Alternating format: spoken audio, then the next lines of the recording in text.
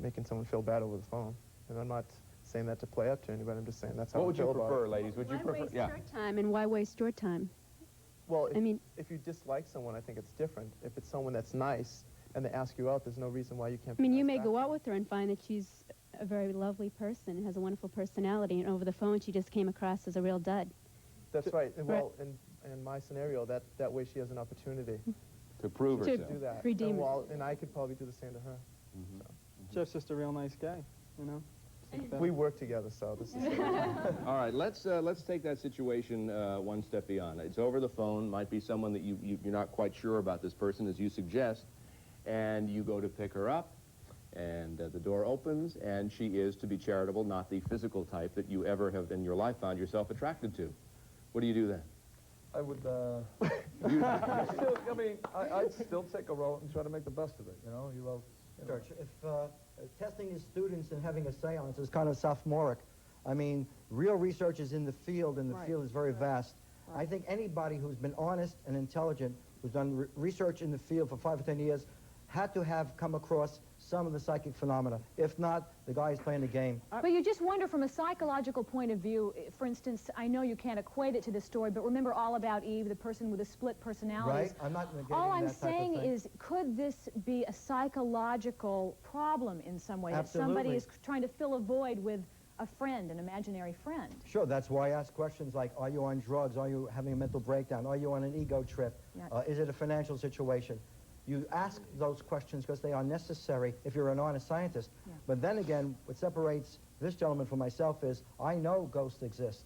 You don't have to audition for the Gong Show or be in a university with this pontification of ghosts don't exist and the Flat World Society mentality. Dr. Correa, let's just hear a response there. He's saying Well, that you don't know what you're talking about. For one thing, we don't want to start name-calling, which is what we're doing here. I mean, throwing credentials and so forth around. What we want to do is produce a ghost. And for you to say that I haven't seen a ghost, well, if ghosts don't exist, I haven't seen them. But if you're saying you've seen them and they do exist, and because I haven't seen them, I lack credibility and credentials. Exactly. You Absolutely. certainly Wait, do. just a minute now. I mean, from the point of view of what we want to understand is the question, do these things exist? And I want to say personally that I was present at the first time that C.J. Ducasse did the first lecture on paranormal psychology at the University of Rochester, and I listened to him because he was a great student of it, and since then I have studied it. I have read Marcus Bach's work on this same field, so I'm not ignorant of it, but that's not the issue. Wait a minute, I haven't... Just a minute. Let him finish for a moment. We'll get to you, Jenny. I'm not ignorant of what goes on in this area. The question is, when you hallucinate or when you think you've seen a ghost, what is going on? That psychologists are deeply interested in. What do you think is going on? What do you, as a psychologist, think is going on? You can induce these things many different ways. If, for example, we brought a hypnotist into this class and we hypnotized the people in this class, we could get all of them most of them to experience the same things you've experienced here. Drugs, he accuses this woman of taking drugs. I mean, that's unfortunate. I suggest, based on her book. Well, I mean, you're discrediting her, which is not the right way to do it. She's had experiences. You see, again, just take it easy. All right, be kind. I'm not be kind and be scientific. Well, we have a comment here from the audience. Yeah, did you have a comment? You don't believe in all of this. Is this what you're saying? Well, what I'd like to say is that we're fringing on, in this conversation, satanic worship. What these people are talking about, everybody that's talked so far is on the fear, and it's fear that they're putting into the hearts of small children. Now, I go into Africa 3 or 4 times a year. Matter of fact, I just came back from Africa, and I go into a culture. The lady talked about the culture that she could have come out of. I go into cultures where people do satanic worship, where I talk to medicine men all the time. Things that they're talking about, I've seen people be raised up off the ground. I've seen buildings move and things like this. So how do you explain that? Evil spirits. That's the only way you can explain it. Wait a minute. We have not discussed satanic worship. Let him finish and we'll get yours. Ghosts, as they see them, do exist. Right. When people talk about Ouija boards and things like this. Now, Ouija boards, I've also heard people talk about when you're going to deal with Ouija boards, you need to pray first. I've heard people talk about they're spiritualists. There are 2 spirits, an evil spirit and a godly spirit. Ouija boards, if you know your scriptures, absolutely It's not of God. They're totally unscriptural. Okay, And if you're going to deal, with spirits, you need to explain to people what type of spirit you're talking about. Okay, Tanny, what kind of spirit are we talking about if you're doing the Ouija You are board? absolutely right in a lot of cases, okay?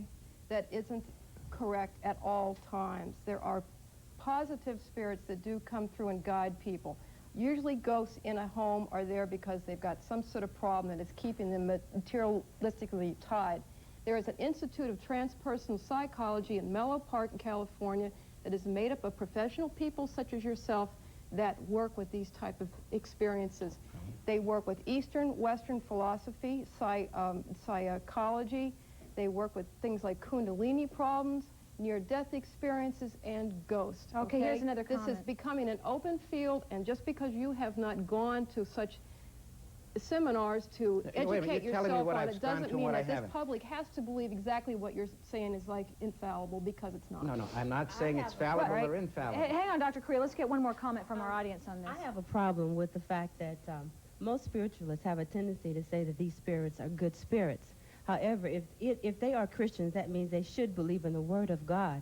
And the Word of God says that the Word of God says that when a man dies, if he is a Christian, his spirit goes directly, immediately to be with the Father. If he is not, his spirit goes to Hades. Now, what they're talking about is demonic spirits. They're not talking about people that are dead. You know what we're getting into? Just a minute. This is getting confusing. We're getting into all the religious aspects. See, it's not so much whether spirits exist or don't exist, but are they good spirits or bad spirits? The thing about spirits is that it's like what you're dealing with. What are spirits? Spirits are dead people. And we have, on Earth, we have good people and we have bad people. Okay, we'll pick this up and we continue. In the spirit world, we have good spirits and we have bad spirits. It's that simple. Hold that thought. We've got to go to a break. Hold that thought. We'll come right back. Thank you.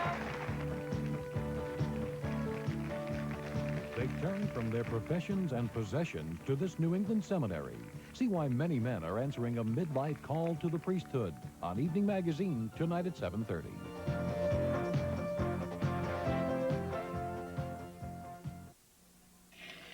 When the burning, itching, and soreness of hemorrhoids flare up, Tux medicated pads give you soothing, cooling relief on contact. For hemorrhoid flare-up, get Tux, now with free carrying case. When I think of all the mosquitoes and gnats and chiggers, I'm sure glad there's Caladril, because only Caladril contains Benadryl, the most recommended topical antihistamine for itch. Caladril can help stop almost any itch. Poison ivy or poison oak, no-see-ums, those little things that get you. Do you have a hearing loss, or do you presently wear a hearing aid and still not hear as well as you expected? Chances are you can be helped with the use of a new technology Siemens hearing aid at an affordable price. At no cost, a Thomas W. Fell hearing professional will test your hearing or check out the performance of your present hearing aid. Remember, for a hearing checkup, visit the Thomas W. Fell Hearing Care Center nearest you or call 542-5900. That's 542-5900. Do it now. None of us will forget that morning. I joined my chums as I, too, was jolted by the news. Mr. Thomas had moved his bake shop to America. What's going on, Jack? No more would we have his English muffins with nooks and crannies and melted butter to sustain us through our dreary day. University without nooks and crannies? It was yet another cross for England to bear. Thomas's English muffins. For over 100 years, England's breakfast tradition in America's hands.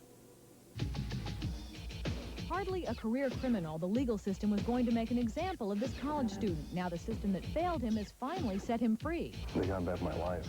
I owe them a lot. I owe them at least a minimum to never come back. Then see why many men are leaving their professions and possessions behind to answer a midlife call to the priesthood. You give up a lot, but you get so much more in return. Friday's Evening Magazine, 7:30, WBZ TV4.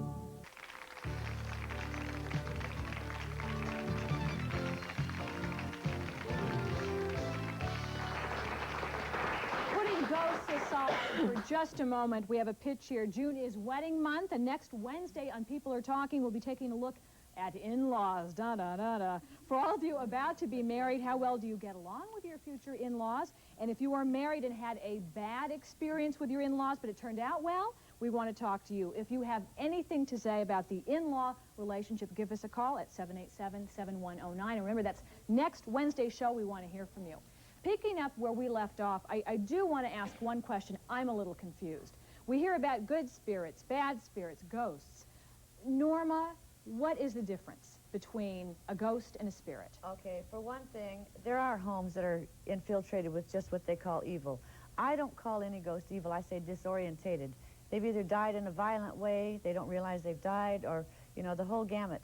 But there are evil ones. Now, I choose not to like voodooism, witchcraft, white or black, Satanism. I do not allow that around me. It does exist because there's a lot of negativity in the universe. So if you keep it positive, a lot of times you will be aware of the majority of the positive. And I only get the positive out of the ghosts that I was around. But again, ghosts and spirits. I mean, what's... Okay, ghosts and spirits. It's the technicality, really. One will stay, one stays, one travels. By the church calls it the spirit.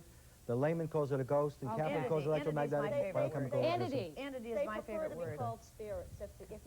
If you have a terminology, they prefer to be called spirits because that's what they are. Basically, we're all spirits. It's just whether you're on this particular term or not. I wrote the book, and in it I put, but we're afraid to ask. It may be worded grammatically wrong, but what I'm trying to say is that I was on a talk show one time where 3 people were believers. And when they put the camera on them, 2 backed out, 1 came forward. So there are a lot of people that they don't want to say anything even in private to anybody because something's happened to them. They think, well, everybody thinks I have 1 oar out of the water. I'm bonkers. So you stop and you want to relate with someone. You know that this experience has happened to you, and you come across people such as the one at my left, and you don't want to say anything because you're afraid they're going to look at you in a horrible way. So also, as far as the men and women factor, I'd like to bring that up. A lot of women will come forward in public as if to say, well, you know, what the heck, I'm going to say what I feel. But men tend to be a little more macho, shall we say. So since I wrote the book, a lot of them have come to me behind closed doors, so to speak, and told me, yes, this has happened to me. My Yes, ex-husband did not believe in this until it... I'm sorry, what did you say? I said my ex-husband did not believe in what I could do until it started happening to him, and so he it had a lot to do with the breakup of my marriage, that he started becoming psychic also, and it scared him half to death. We have a ghost story here. When we used to live with my grandmother. This is when I was probably about 5, and no, probably 4, and my younger brother was born. He's a year younger than I am. We used to live in the attic of my grandmother's house, and almost every single night there were boxes that would be stacked in the morning on the back stairs. Windows would open and close by themselves. Lights would go on and off by themselves. Even when the house was full of people, it would do this. Finally, my grandmother said, just get out. Like, and she just spoke to the air and said, get out. I'd like to hear Dr. Kaplan comment. When we moved, when my parents moved and we moved into our own place, there was a ghost there, too. Who actually, what, did something to your brother? Yeah, every night my brother would get up in the morning with a black eye. Oh, my God. We thought he was falling out of bed, so my mother strapped him into the bed, and he still woke up with a black eye. What do you think when you hear that, Dr. Correa? And then I want Dr. Kaplan to comment. Well, again, we don't question what she's saying. We need to have an explanation of why these things presume to be happening. How do you explain a black eye? Well, I would say let's produce some of this.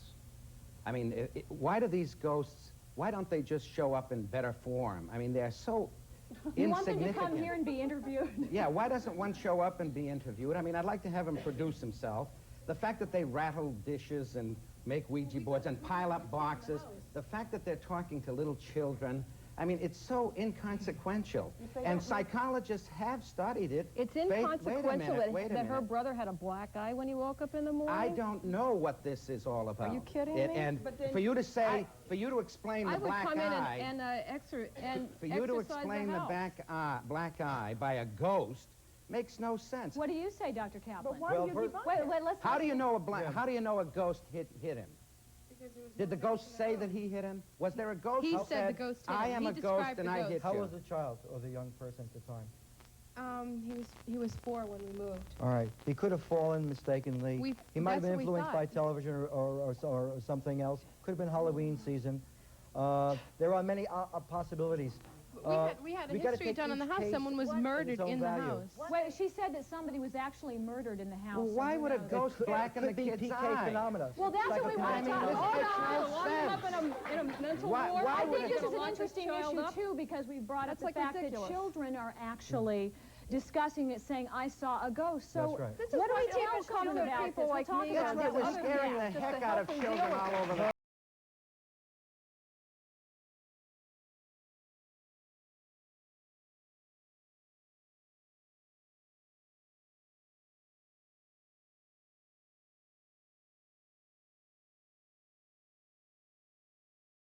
This year, billions of hot dogs will be mercilessly tortured on backyard barbecues.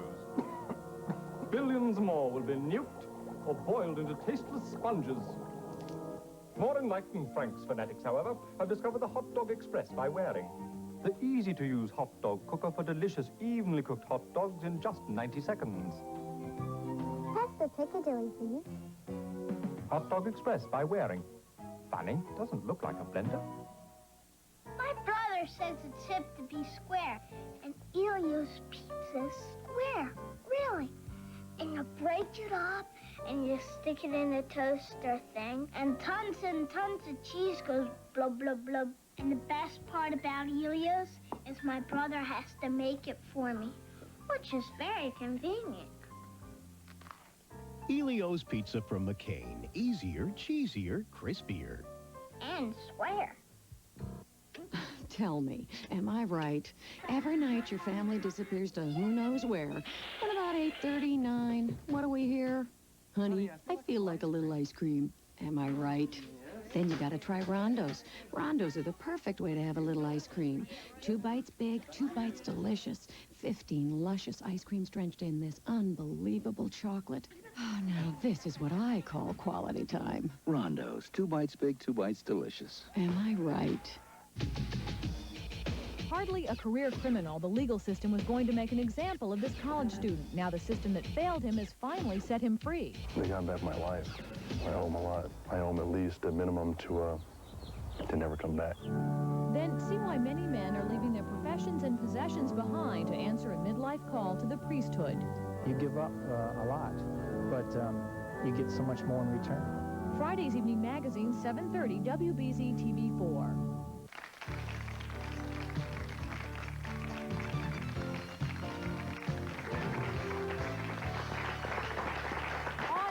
Tom Bergeron will be back, and we're going to make somebody a star, so to speak. Tyne Daly, oh, I love her. Cagney and Lacey, starring in Gypsy, that's opening up in Boston, is going to be here because you're going to see special auditions going on. They're looking for an understudy for the role of Baby June in the musical, and that understudy will actually be chosen on air. You'll see 3 8 to 12-year-old girls perform, and 1 will be chosen, so that's terrific. Now, we are talking about children seeing ghosts. One audience member says her little brother claimed he got a black eye from a ghost. What do you do if your child comes to you and says, Mommy, I saw a ghost? What do you say? Okay, Norma. that's why I wrote a book, is because a lot of people move into a house. It could be a brand new apartment. It doesn't have to be an old house like mine was. It can be the land, wherever. You can put up a tent. But it's the idea that the children, not necessarily the ghost says, well, I want to pick on a child. What happens is when you move in, usually this child is on the same awareness level because they are not inhibited by prejudices that the parents have put into them and make them limited to only to the skin, and that's it. They can go further. They are great detectors. Dogs are great detectors. Things that are not limited by... Animals are detectives? Animals. Oh, yeah. Yes. Dr. Correa, what do you tell your son or daughter if they come to you and say, I saw a ghost? Same thing I'd say if they saw an automobile accident. I'd pick him up, I'd hug him, I'd love him, I'd take care of him. But as far as telling him that there are real ghosts is kind of ridiculous. What you have to do is you have to act in a matter-of-fact way. Well, that's nice. You give them some support. You ask them what it was or whatever else, and then you drop it. You don't make a big deal out of it, either for or against. I have my children tell me the details. I try to tell them that people like this, gentlemen, don't know what they're talking about, that there's legitimacy to this thing, and that parapsychology is a science in spite of the fact this gentleman liked to bring us back to the 18th century. And the people that have had an experience can relate with everything I'm saying because How many here believe? Let's see the audience. Believers? Wow, do you believe? Thanks for joining us, everybody. Thank you, panel. Bye-bye.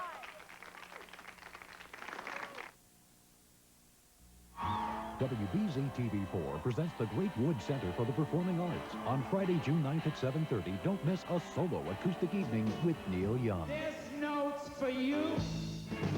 And on Saturday, June 10th at 1 p.m., it's the U.S. Trust Folk Festival with Bonnie Raitt, Livingston Taylor, Carla Bonoff, and many more. Don't miss Neil Young with special guest Indigo Girls Friday, June 9th, or the U.S. Trust Folk Festival Saturday, June 10th, live at Great Woods. For tickets, call 787-8000. Hi, Tom Bergeron here. These seats are empty because we're waiting for you. Being part of our live broadcast is fun and free. Call 787-7109. The Myth of the Mean Mother-in-Law, Monday at 5:30. Announced the Chinese government's latest moves against student leaders of the pro-democracy movement, calling them repugnant. At the UN Security Council, the U.S. vetoed a resolution deploring Israeli repression of Palestinians in the West Bank and Gaza, a resolution supported by all the other members. And in Moscow, as Soviet President Gorbachev listened, Andrei Sakharov charged that the Soviet parliament was wrong to give Gorbachev so much power. More news later.